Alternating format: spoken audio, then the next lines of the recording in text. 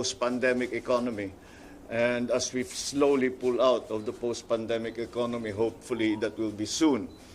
Furthermore, it is going to be in response to the events in Ukraine, which have affected the Philippines' agriculture and including the food supply in a very serious way. We spoke at length about the measures that we will have to take because we are forecasting that there will be a shortage or there will be an increase in food prices in the next quarters that will come, simply because of the outside forces that have been impacting upon food supply, upon supply of feeds. We have been able in the Philippines in the last few weeks to adjust to the new situation in terms of the importations from the Ukraine and from Russia. But these emergency measures that we have taken will not be sufficient for the long run.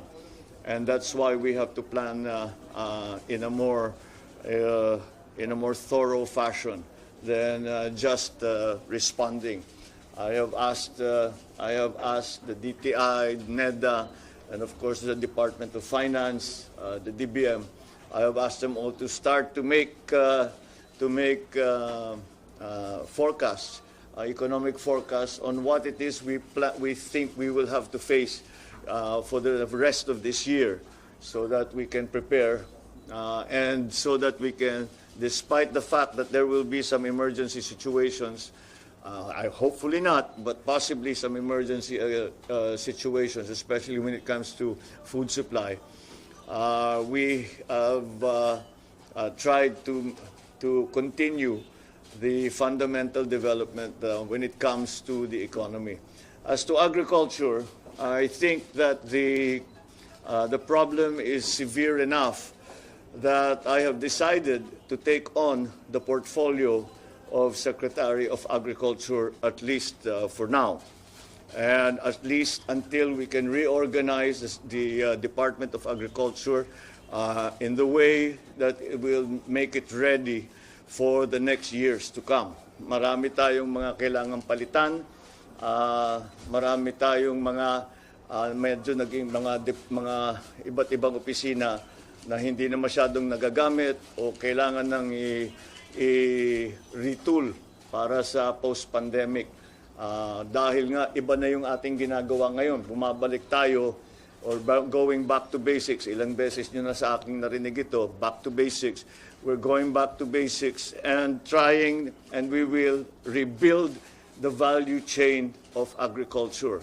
And that is why I thought it's important that the President take that portfolio, so that not only to make it clear to everyone what a high priority we put on the agricultural sector, but also as a practical matter, so that things move quickly, because the events of the global economy are moving very quickly. We have to be able to be agile. We have to be able to respond properly in a measured way as soon as there is a situation that needs to be addressed.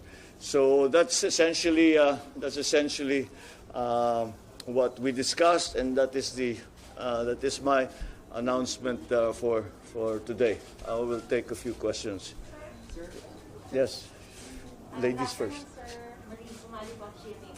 Since you are taking on the portfolio as Secretary of EA, what will be your marching orders? What will be the priorities specifically in order to secure this food crisis that we are already in? There are many priorities that we have to attend to simultaneously. First of all, will be to try and increase production as we come into the planting period, the harvest period after the rainy season, before and after the rainy season. Hopefully, we can counteract some of the increases in prices. You may have noted that Thailand and Vietnam, for example, one of our main sources of imported rice, have decided to ban their rice exports, at least for now. So we have to compensate for that by hopefully by increasing production here in the Philippines. So that's one. The other priority, which is equally important, although it is a long-term process, is the restructuring of the Department of Agriculture.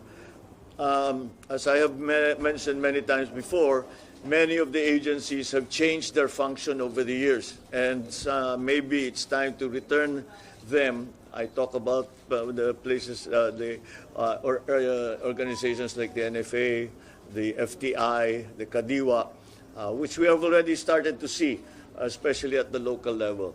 But we have to restructure the actual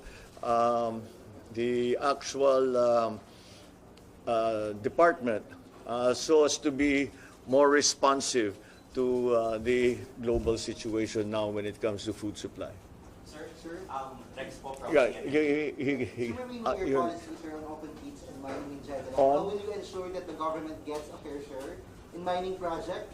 There was a push before to increase taxes on mining, but it didn't prosper. How do you plan to deal with that? And also, how do you plan to boost revenue from leakage? We have to view mining as a national treasure. The natural resources as a national treasure for which can help the Philippines a great deal. It is only up to us to ensure that the practices that are being that we see in the mining operations around the country are such that they're environmentally neutral. That has not necessarily been the case. I think we are all aware of some of the problems that have arisen before. But again, I cannot believe that here in the Philippines we cannot monitor and regulate the mining industry sufficiently so that we can have clean mining in the country. I'm sorry, I missed the last question. Sir, there was a push before to increase the taxes on mining. How do you plan To increase? the taxes on mining, sir? But it didn't prosper. How do you plan to deal with that, sir? Well, on the taxation, we also discussed that. It's not going. We're trying to adjust it again, not so that we just increase taxes on mining. What we would like to do is encourage that the value added to the raw ore stay in the Philippines as much as possible. Whether there should be fiscal measures in that regard is something that we haven't quite decided on, and what the levels that will be. But I think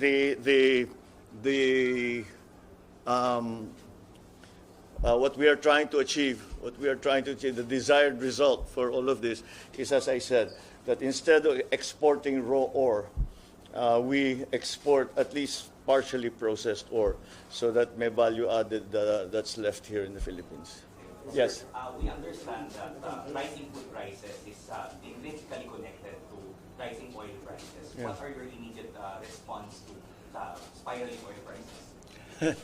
We just, again, it has to be focused. It's not something that we talked about the listing of even just how do we do the proper listing of the indigents around the country, to make sure that it is those who are truly in need.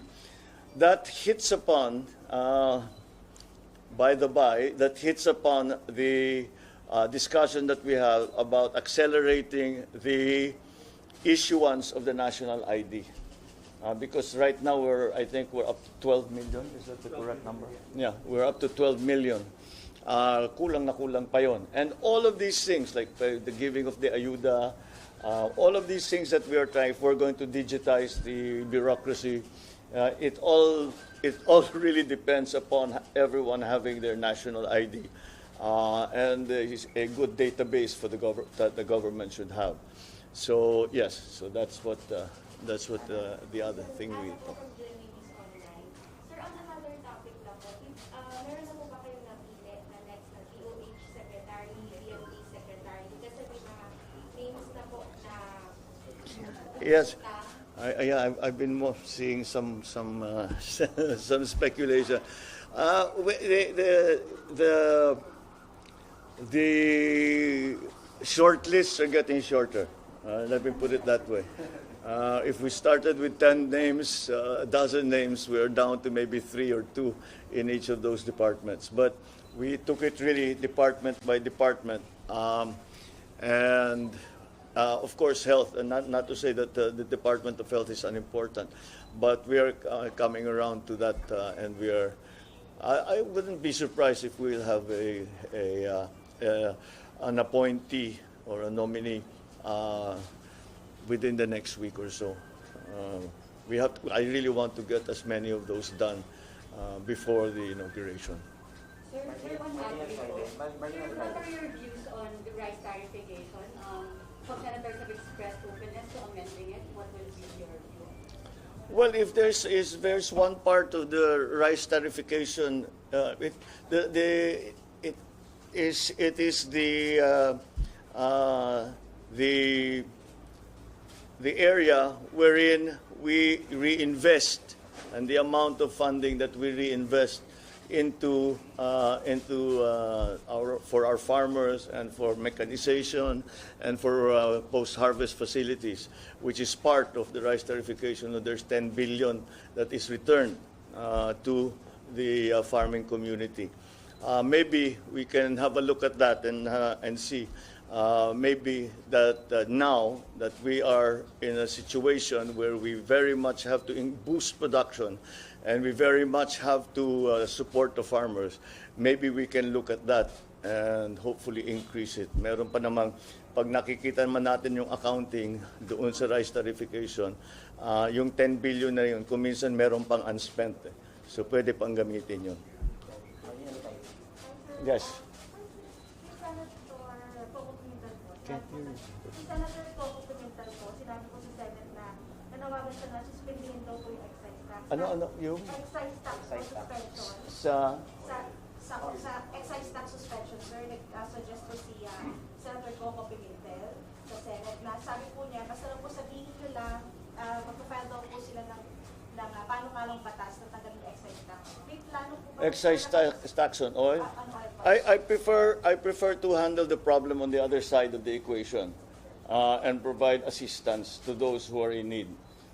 Because if you reduce the excise taxes, that does not necessarily help those who are most in need, yung talagang tinatamaan.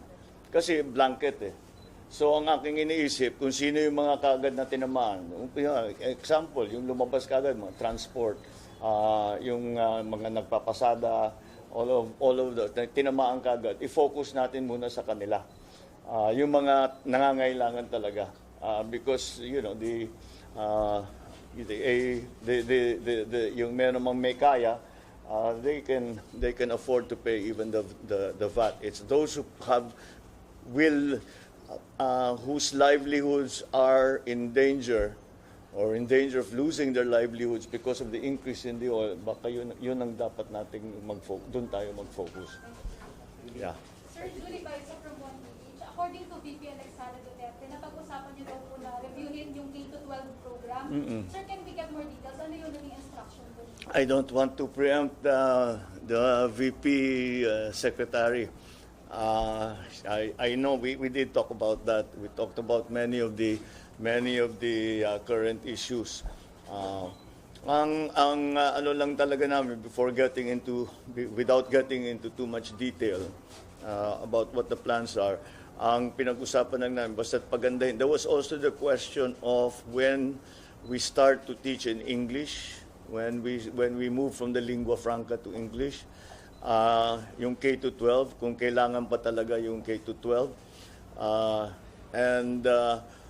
Many of the other issues, ang aking laging pinapaalala sa kanya is yung mga teacher. Kailangan alalayan ng mga teacher, kailangan i-training ang mga teacher para maganda ang maging trabaho nila. Ang mga teacher naman, yan ang pinakamadaling turuan yung teacher. So I'm very confident that as long as we have a program in place to support our teachers, not only in terms of their benefits, but of course that's an important part of it. But not only just in terms of their benefits, but also in terms of other support, in terms of retraining, in terms of the supplies, the equipment. We have to do a lot to recover our very good grading before. Pagka tayo tinitingnan ng Asia, yung literacy rate, yung pagsalita ng English, pati sa science, sa math, mataas tayo noon eh. Kailangan natin balikan yan. Dahil mahirap mag-compete kung hindi natin ayusin yung training ng mga kabataan natin. Sir, Del UNT. Sir, are you open to lift the foreign ownership limit in renewable energy? Parang yun po yung isa sa mga appeal ng bumisitang Norwegian ambassador sa inyo, and other business groups also appealing for that. Yeah, I think yan ang kasi hinihingi nila para papasok sila. But there are other issues before that. There are other issues before the ownership. At this point, marami nang pumapasok joint venture. Ang mahirap kasi sa ownership, hindi. Kahit na silang may-ari, magbubukas kung sila lang ang magpapatakbo, nahihirapan silang things like ease of doing business, yung power supply, all of these things. So, and even the bidding process, kuminsan is questioned, yung mga tinatawag na guarantees, legislative guarantees and regulatory guarantees. Ibig sabihin, hindi magbabago yung batas habang ginagawa nila yung project nila. Hindi magbabago yung regulation habang ginagawa pa lang yung project nila. Yung mga ganyang klaseng bagay. Yun ang talagang hinihingi nila. The ownership is one issue, but it's not the main one.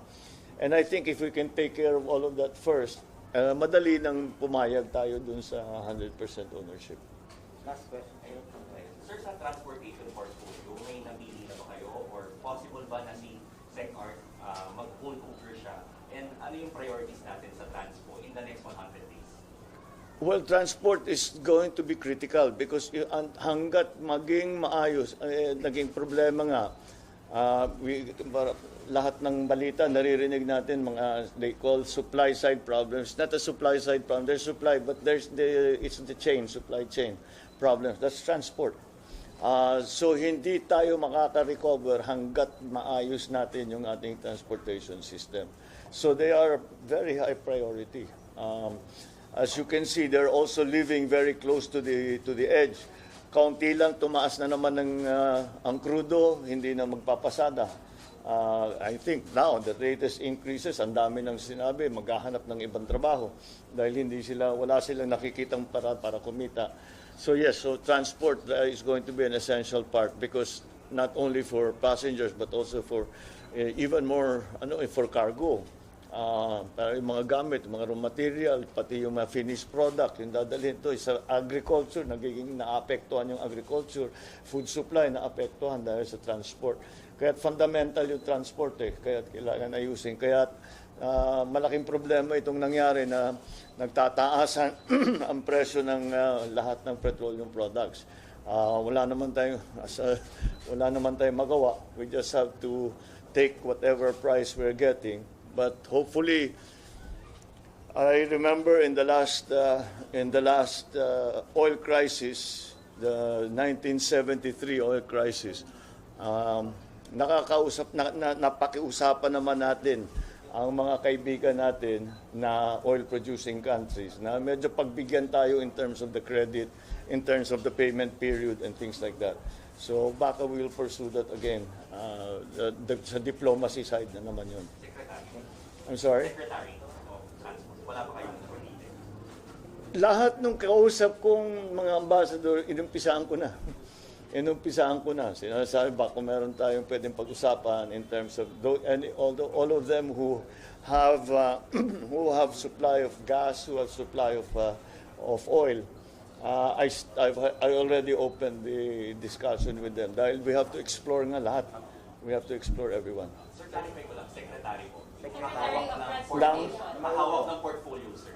Secretary of Transportation. Nababasa mo yung pag-iisip ko. Tapos actually, I have a fairly good idea. Yung sabay-sabay will announce it already. Yeah. Okay, maraming salamat. Thank you.